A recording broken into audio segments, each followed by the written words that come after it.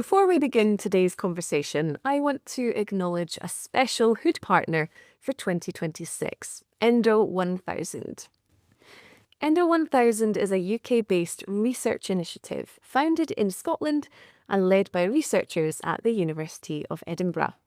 Its focus is on improving how endometriosis is understood, diagnosed and treated through rigorous, evidence-led research.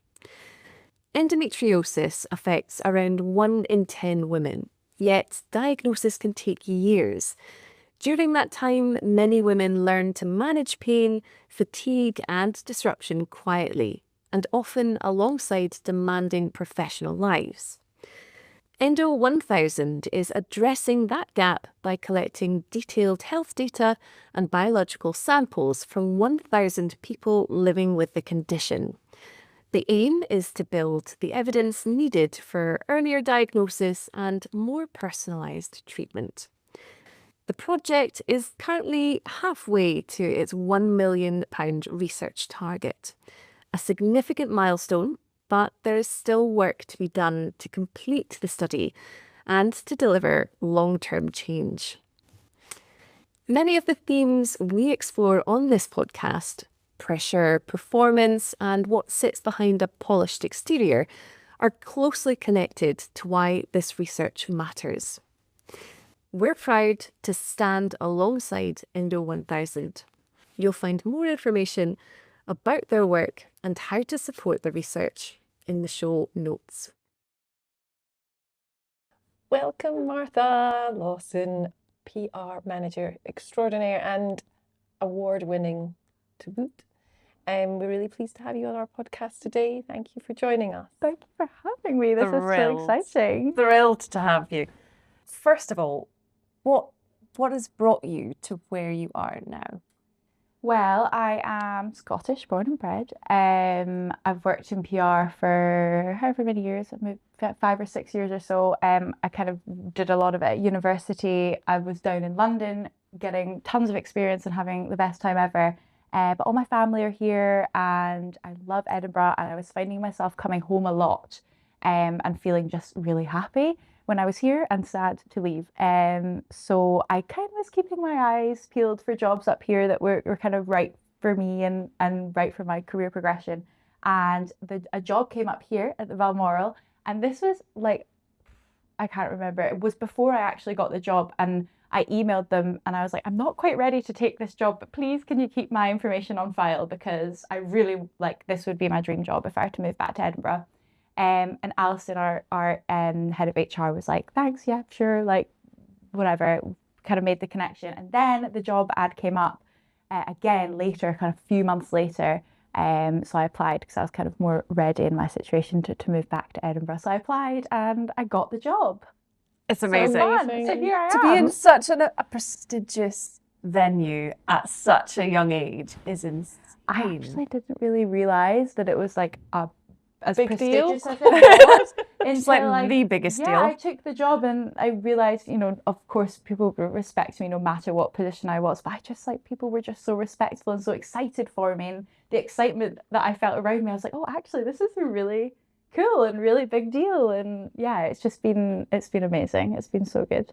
And you started summertime, end of the summer, was it? Yeah, it was beginning of June. Beginning of June is when I really kind of kicked things off and met Emma Hood and you guys. And you guys have actually held my hand a lot through my last sort of 6-7 months. So it's definitely been a team effort. So for the people that maybe don't know what a PR actually does, walk us through a day in your life. So, well, first of all, PR is about brand building, and that's where it kind of differentiates from marketing. It's about really kind of driving numbers. PR is about building that brand and kind of getting the perception of a brand to be as best as it can be. A day in the life of a PR is not helpful to say. It's different every day, but it really, really is. We're kind of working with local and international journalists. We're working with influencers now. That's been a kind of real big movement, as you will know. And we're basically just having people into all different, to experience the hotel and experience all the different elements of the hotel. We've got a brand new Irene Forte spa, so that's really kind of leaning into the wonderful kind of journalists and influencers in the sort of lifestyle beauty space. We've got, you know, number one is a 4AA Rosette restaurant, so that's really kind of fine dining. Yes. So it's a kind of very slightly different clientele for here than it would be in our, you know, Palm Court where you have afternoon tea. So it's really just identifying who the right audiences are and having them in and making sure they have the best time ever. Which is such a skill, and it's something that you do so well. Thank you very much. It really Thank is. you. That's very kind. I mean, I really enjoy it because I love kind of meeting lots of people. And I think now the PR role is evolving so much. We do so like partnerships and kind of creative ideas that we do kind of generally come from the PR. What was it you wanted to be when you grew up? Because I never knew what I wanted to do, and I think a lot of PRs can probably say the same thing. You end up in PR kind of by default. I really am a people person. Like I love yapping, like I love connecting and kind of coming up with fun ideas and making brands as relevant as I can and as in the ways I know how. I don't really like, it's not a job I knew about growing up. So if I told myself what I was doing, I'd probably be like, wow, that's weird. It sounds really fun. Like that's weird. That's your job. That just sounds fun. My parents are both doctors. Like my brothers are kind of in law and engineering, like very kind of different types of roles. So that was kind of all I saw. So going to school, I'd like dress up as a doctor and stuff like that. But no, It wasn't your dream. No, I don't really know what my dream was, but this definitely feels great. And you went to Glasgow Cali. Yes, I did. So what did you study? I did international business and marketing. So I started at Glasgow College, City of Glasgow College actually. I did a couple of years there as like foundation and then just hopped straight into third year after that. Which was so good. I loved it. Very hands-on. Erasmus was a thing then. Where did you get off? I went to Cologne in Germany, which was Cologne. so amazing. It's so beautiful. And I remember first arriving there and they close everything on Sundays. Everything is closed on Sundays other than service stations. And I didn't know that. So it was like my Sunday, I was like, better go and do my Sunday shop and get my groceries. But no, hungry. Everything was closed. I had to go and get my food from a service station. So I quickly learned. But you went to London pre-Scotland though, so yes, how many years were you down there? Probably about 4. I want to say 4 or 5. I feel like time is a very different concept when you're in London, but about 4 or 5 years I must have been down there. And I loved it. And I was so dead set on moving to London. Like even when I was at university, I was like, I want to move to London. That's where all the opportunities are and all the brands are and all the creative people are. So I was so dead set. And did you work with some of those people? Did you manage to get your foot in the door? I did. I worked for a really amazing PR agency called This Is Cow, and they're just so cool. They have such an eclectic range of brands. So yeah, I definitely got to work with a lot of really sort of cool people and cool brands. What was it that made you think that you were ready to come work up here for this icon? Yeah. And what was that moment that gave you that? Yes, I can do this. Yeah, I think I had moved to sort of agencies past and I'd been doing a lot more work with hospitality, specifically in luxury. So I'd worked with a lot of some of sort of like the Mayfair restaurants like Bacchanali and things. And that gave me a bit of a taste for luxury, PR and hospitality and that world. I just really enjoyed it. And the people that you can kind of work with in that environment and the people that are serving in those environments are just so passionate and like so good at what they do. So I loved that, and I'd done a few sort of bits and bobs with other hotels as well in London. Like I just really loved it. So it was just perfect timing that the job came up here because I mean the Balmoral is amazing, but it's part of Rocco Forte Hotels, which is an incredible group to be a part of. I don't think I realised how incredible until I was here.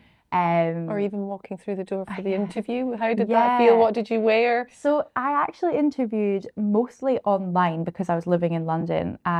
So mostly online, but I went into the London office to meet our sort of president of marketing in London, in our London office, which is just beautiful. It's like a museum. It's absolutely stunning.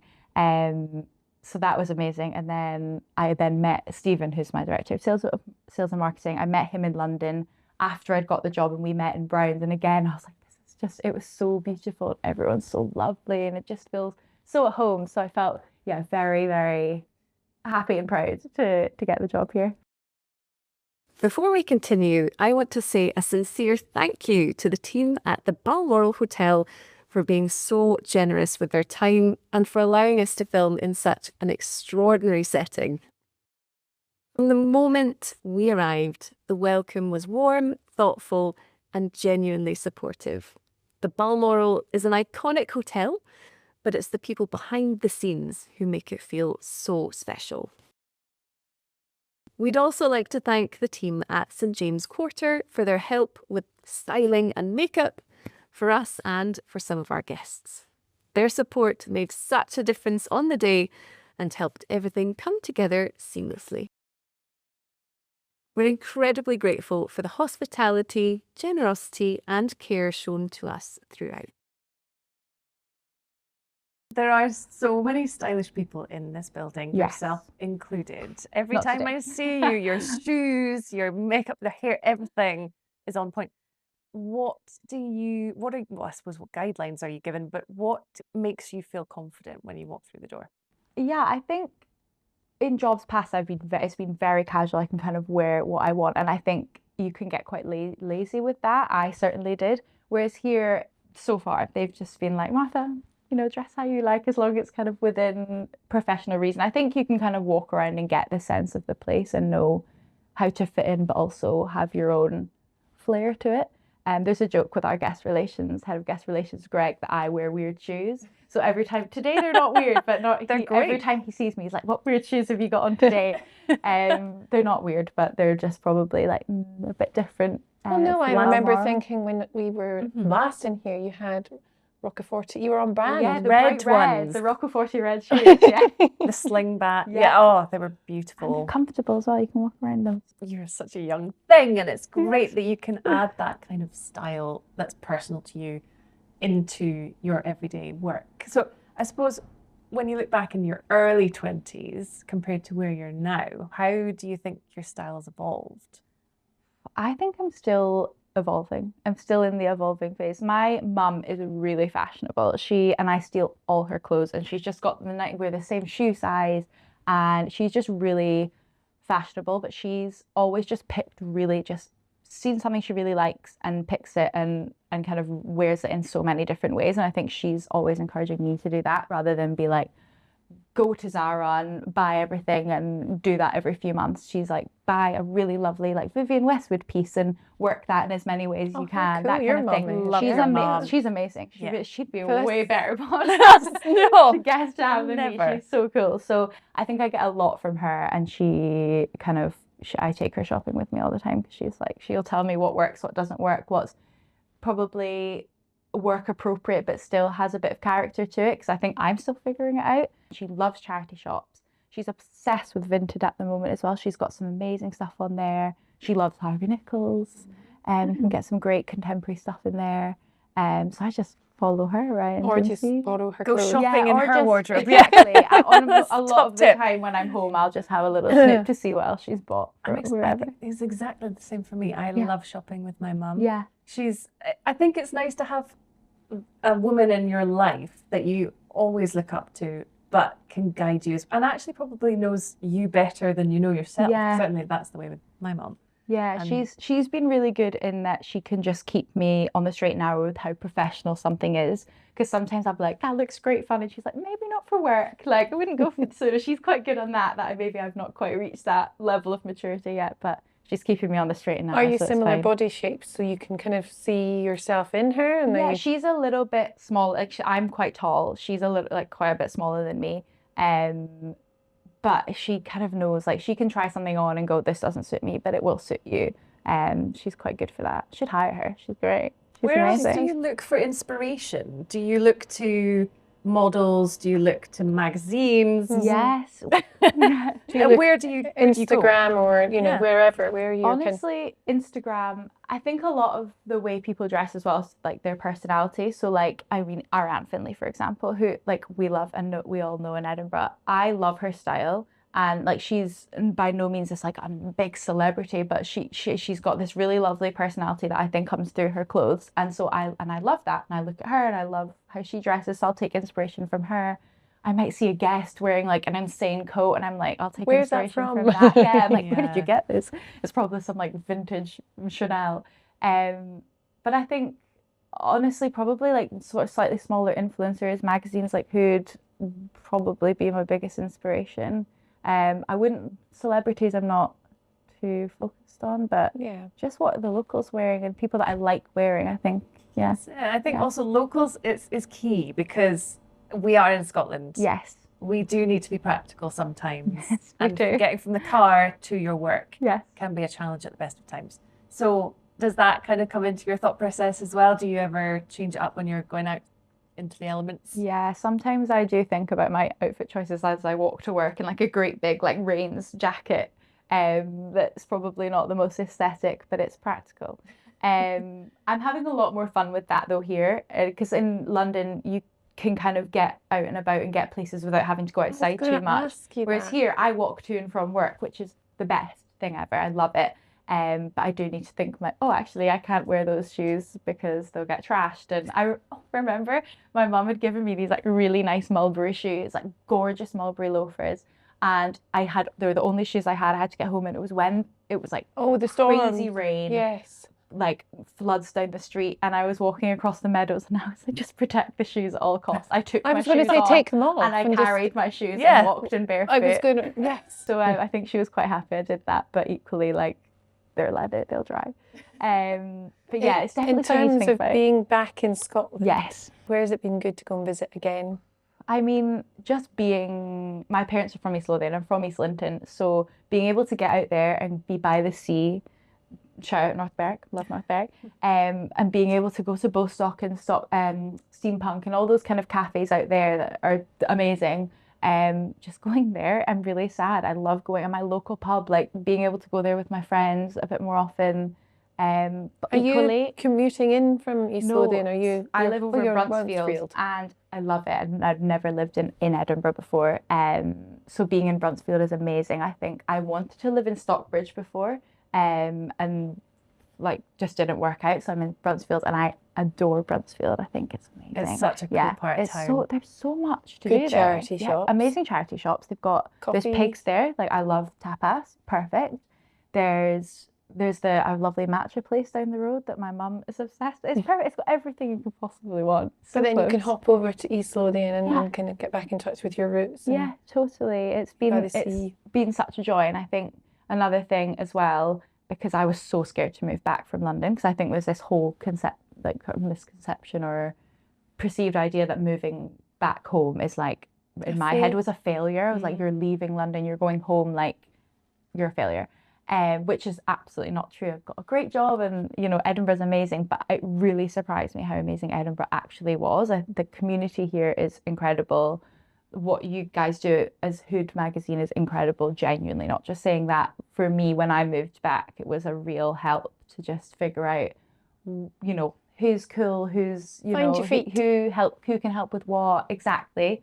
It's a real collaborative environment, and I have never experienced that in London. So I think it's just so nice. It's Sense so of community, fun. Yes, isn't it? such a sense of community. And have there been challenges along the way on your journey, in personal or on professional life? What were have there been moments that have challenged you? I think just working with different characters. I think learning that no matter where you are, there'll be different characters that can perhaps conflict with yours, and it's like just standing your ground on like you've been hired to do a good job, and you've been hired because you're good at your job. I think that's definitely been one battle throughout my career. You're always going to work with people that are just slightly different than you, or have a different opinion, or you kind of need to explain yourself more to. And it wasn't until this job that I don't take anything personally anymore. Whereas before I would be like, oh no, like, they think differently and they feel differently, and I would not be as confident. Whereas now I'm very confident. I'm championed by my team to be confident in what I'm doing. So I think probably the people working with different people all over. You've spoken in the past about, so we're all females here. Yes.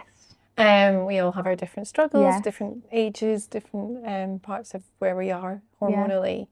Can you tell us a little in a bit to that? Because we're obviously sponsored today by an amazing charity, Scottish charity, Endo 1000. So can you talk a bit about your own experience? Yeah, definitely. I think women's health in general is so important. And again, my mum is a doctor, and she's really champions women's health and talks about it a lot and talked a lot about it with me growing up.